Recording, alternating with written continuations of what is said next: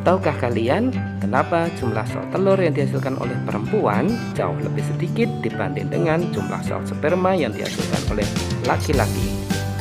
Pada seorang perempuan, setiap bulannya hanya menghasilkan 1 sel telur, sedangkan pada seorang laki-laki, tiap bulannya menghasilkan jutaan sel sperma. Pembentukan sel sperma.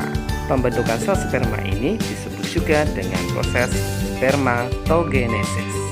Spermatogenesis pada tahap awalnya bernama spermatogonium yang kemudian mengalami pembedahan mitosis sehingga menjadi spermatosit primer yang memiliki sel bersifat diploid yang kemudian mengalami pembelahan secara meiosis menjadi spermatosit sekunder yang memiliki sel bersifat haploid atau separuh dari induknya, dan kemudian mengalami pembelahan meiosis yang kedua sehingga menjadi spermatid yang memiliki sel bersifat haploid, di mana spermatid ini mengalami maturasi atau pematangan hingga menjadi spermatozoa.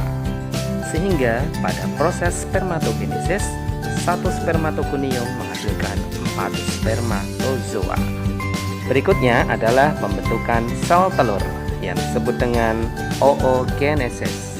Pada fase pertama oogenesis disebut dengan oogonium yang kemudian mengalami pembelahan mitosis menjadi oosit primer yang memiliki sel bersifat diploid yang kemudian mengalami pembelahan meiosis menjadi oosit sekunder yang memiliki sel bersifat haploid. Kemudian dari oosit sekunder mengalami pembelahan meiosis, di mana 1 sel menjadi ootid dan 3 sel menjadi badan kutub sekunder. Ootid akan mengalami maturasi atau pematangan dan tumbuh menjadi ovum, sedangkan pada badan kutub sekunder akan mengalami degenerasi dan tidak dapat berkembang.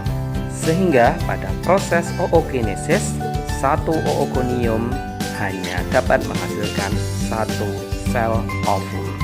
Untuk penugasan pada pertemuan kali ini, silahkan mengerjakan soal yang ada pada kolom deskripsi yang kemudian dikerjakan pada lembar portofolio.